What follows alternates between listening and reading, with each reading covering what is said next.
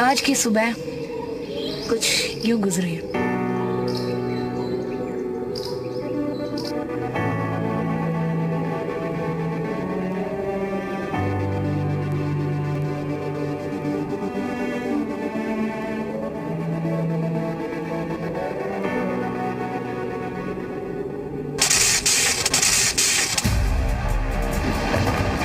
यार ना लो।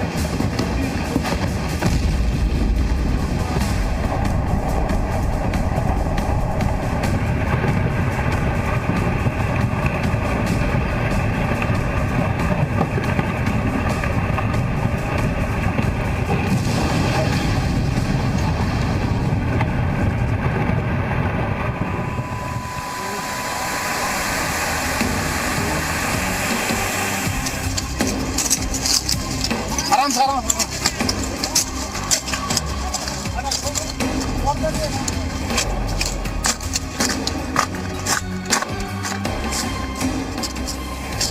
आज की सुबह कुछ यूं गुजरी।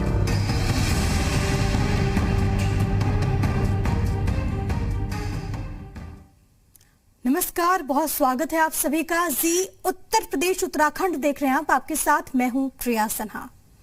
कहते हैं कुदरत का कानून सबसे बड़ा कानून होता है और कुदरत कब क्या कर जाए किसी को क्या पता।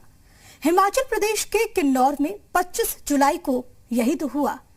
जयपुर के डॉक्टर दीपा शर्मा दोपहर में ट्वीट करके हिमाचल प्रदेश की अपनी यात्रा के अनुभवों को बांटती हैं, लेकिन इसके कुछ घंटे के भीतर ही कुदरत ने ऐसा कहर मचाया कि दीपा उसकी शिकार हो जाती हैं।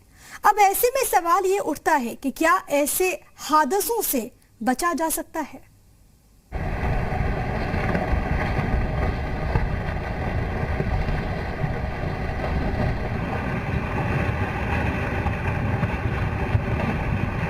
प्रकृति जब कहर बरपाती है तो फिर उसकी चपेट में चाहे जो आए उसे बख्शा नहीं जाता है।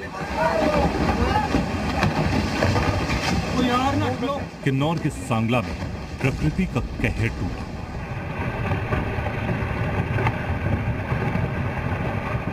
लैंडस्लाइड की यह तस्वीर देखते ही देखते बड़ी तबाही बन गई।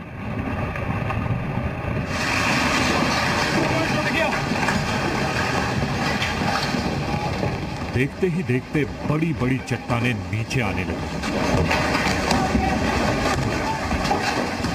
जब चट्टानें नीचे की तरफ आ रही थी तो बारूद या बम फटने जैसी आवाज निकल रही थी।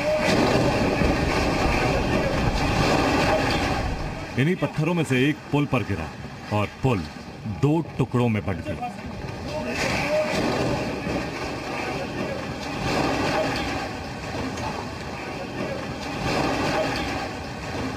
ये चट्टानें यहीं नहीं रुकी, बल्कि मौत बनकर वहां से गुजर रहे एक ट्रैवलर पर गिरी,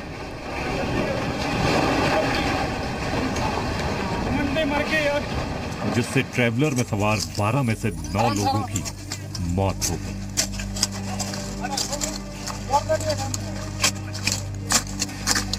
उन्हीं बदकिस्मत लोगों में से एक थी डॉक्टर दीपा शर्मा।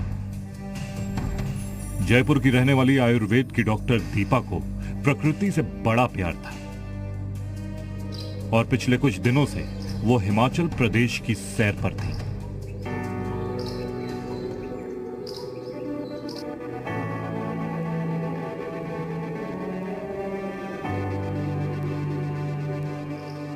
अपने ट्विटर अकाउंट के जरिए दीपा अपने सैर का हर अनुभव शेयर कर रही थी।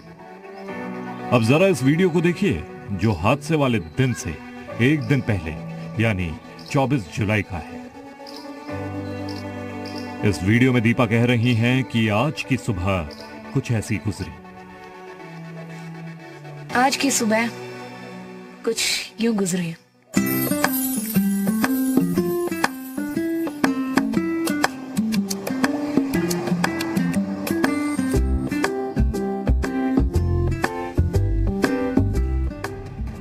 हादसे से कुछ घंटे पहले दीपा ने ट्वीट करके ये बताया कि वो भारत चीन बॉर्डर के पास भारत के आखिरी गांव में है और यहां से चीन के कब्जे वाला तिब्बत बॉर्डर सिर्फ 80 किलोमीटर दूर है।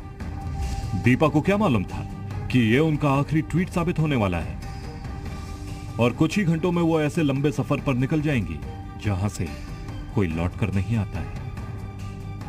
बॉर्डर के पास आखिरी गांव से घूमकर जब दीपा लौट रही थी, तभी सांगला में लैंडस्लाइड की वजह से चट्टान उस ट्रेवलर पर गिरा जिसमें दीपा समेत कई लोग सवार थे। और इस हादसे में दीपा और 8 लोगों की दर्दनाक मौत हो गई। उस चट्टान ने 34 साल के एक युवा डॉक्टर के वो सपने तोड़ दिए जो वो अपने दिल में लिए घूम रही थी। दीपा ने पिछले साल अगस्त में एक ट्वीट किया था। उस ट्वीट के जरिए उन्होंने ये संदेश दिया था कि बेशक वो कोई बड़ी हस्ती नहीं है, लेकिन एक दिन वो ऐसा काम करेंगी जिससे उनका भी बड़ा नाम होगा। दीपा अपनी ये हसरत दिल में लिए ही दुनिया से विदा हो गई। हालांकि एक बात उनकी सच हो गई कि दुनिया ने उनका नाम जान लिया। लेकिन बदकिस्मती ये रही कि वो जो करना चाहती थी वो तो नहीं कर पाई। दीपा की मौत की खबर से जयपुर में उनका मोहल्ला शांति नगर शोक में डूबा है। पड़ोसियों ने बताया कि कोरोना काल में दीपा ने बहुत से लोगों की मदद की और वो काफी एक्टिव रहती थी। हिमाचल में हुए हादसे में जयपुर की रहने वाली एक बेटी डॉक्टर दीपा शर्मा, उनकी भी उसमें डेथ हुई है।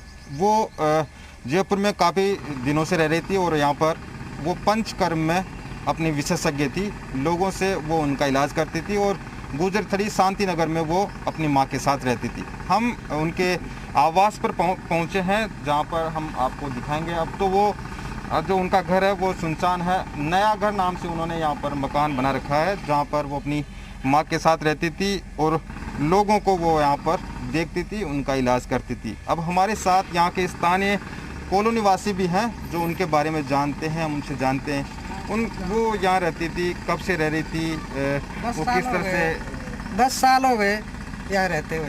और अच्छा व्यवहार भी अच्छा था, ठीक ठाक थी। बहुत अच्छा व्यवहार था, मिलनसार व्यवहार था। सामाजिक रूप से बहुत सक्रिय रहती थी। विभिन्न मुद्दों पर वो अपने विचार रखनी थी। समय समय पर वो जब भी उनको मौका मिलता था तब वो कोरोना के टाइम में भी उन्होंने बहुत सक्रिय होकर अपनी भूमिकाएं निभाई। इस भयानक हादसे की शिकार डॉक्टर दीपा और बाकी लोगों की मौत कहीं न कहीं एक सवाल भी उठाती है कि क्या इनकी मौत महज हादसा थी या फिर संभावित हादसे को भांपने में अक्सर हम नाकाम रहते हैं।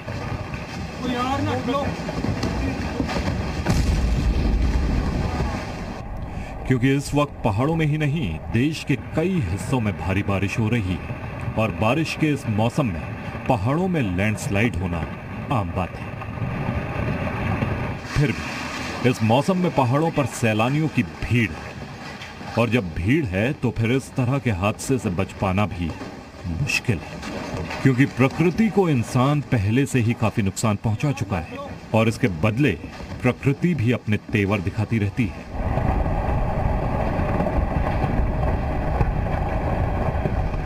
जिसकी चपेट में कभी डॉक्टर दीपा आती हैं तो कभी कोई और। अब जरा सोचिए कि जब हिमाचल प्रदेश और उत्तराखंड में भारी बारिश हो रही है तो ऐसे में सैलानियों को वहां जाने से बचना चाहिए, क्योंकि जो किन्नौर में हुआ वैसा हादसा कहीं भी हो सकता है।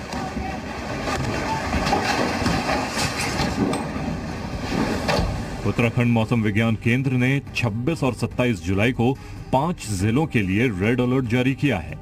पिथौरागढ़, बागेश्वर, नैनीताल, देहरादून और पौड़ी जिलों में भारी बारिश का अनुमान है और भारी बारिश से लैंडस्लाइड, रोड ब्लॉक और नदियों के जल स्तर में बाढ़ जैसे हालात पैदा हो सकते हैं। ये वो जिले हैं जहां सैलानी भारी संख्या में जाते हैं और इस वक्त भी उत्तराखंड और हिमाचल में घूमने वालों की भीड़ है।